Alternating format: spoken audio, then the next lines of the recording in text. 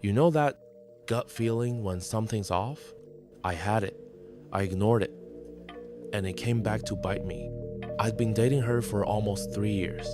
We met at a friend's birthday party, clicked instantly, and before I knew it, we were practically living together. She was in her final year of college, studying graphic design, and I was already working in IT.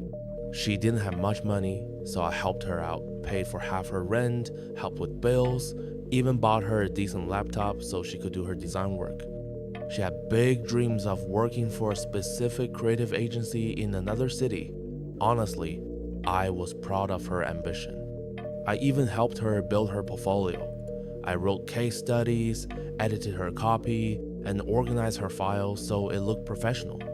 She got an internship at a local branch of that agency. Things were going great, or so I thought. About 6 months into her internship, I noticed she started working late more often. At first, I didn't think much of it. Agencies have crazy deadlines. But then the little things started adding up. She was glued to her phone. She'd smile at messages and quickly lock the screen when I walked by. She changed her phone password, which she had never done before. One Thursday night, she texted me, "Don't wait up. I have to stay late for a big pitch tomorrow." I thought, cool, I'll surprise her with coffee and snacks. I drove to her office around 9 p.m. The building was still open, so I walked in.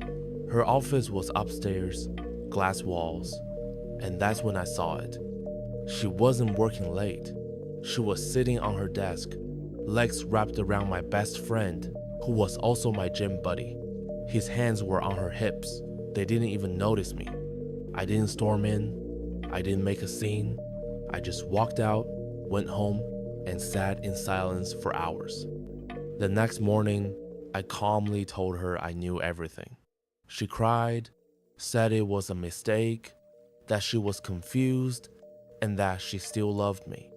I told her we were done, and I wanted her out of my apartment by the end of the week. She begged, but I stayed stone cold. She moved out. That could have been the end of it.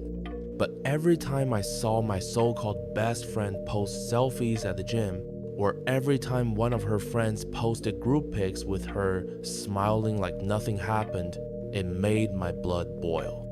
So I got patient. A month later, her agency announced they were looking to fill a permanent position in their main office in the exact city she always dreamed of moving to. It was basically her golden ticket.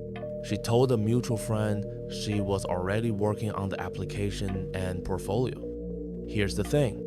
I was the one who had created most of her professional portfolio. I had organized all her projects, created the PDF templates, and stored the source files. When she moved out, she apparently forgot to revoke my access to her cloud storage. I still had full control over it. So one night, I logged in. I didn't delete anything, I'm not dumb, but I replaced all her final project files with blank white images of the same size and name. All her case studies replaced with blank Word documents titled exactly the same.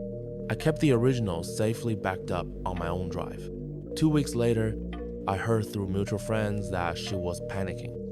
She'd submitted her application, but the hiring manager responded asking if she'd forgotten to attach the actual work because all the files were blank.